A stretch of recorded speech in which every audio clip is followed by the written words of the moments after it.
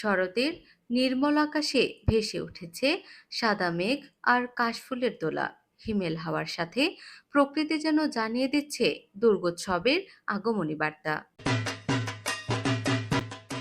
আর এই উৎসবকে ঘিরে সারা দেশের ন্যায় রাজশাহীতেও ব্যস্ত সময় পার করছেন প্রতিমা তৈরির কারিগররা।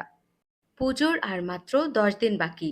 সেই ধারাবাহিকতায় শিল্পীদের দক্ষ হাতে অবয়ব পাচ্ছে দুর্গা, সরস্বতী, লক্ষ্মী, গণেশ, কার্তিক সহ সঙ্গী সাথীরা। কেউ কাঠামো মজবুত করছেন, কেউ বা নিপুণ হাতে ফুটিয়ে তুলছেন দেবীর অঙ্গভঙ্গি। শিল্পীরা দলবদ্ধভাবে কাজ করে যাচ্ছেন দিনরাত।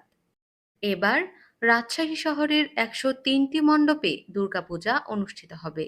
কারিগররা জানিয়েছেন, 2-1 দিনের মধ্যেই প্রতিমায় রং তোলার কাজ শুরু হবে। ষষ্ঠীর ভিতরেই মানে আমরা এই যে কটা প্রতিমা আছে, 28টার মতন প্রতিমা আছে, এই প্রতিমাগুলো আমরা 5 জন কারিগর আছে এখন বর্তমান।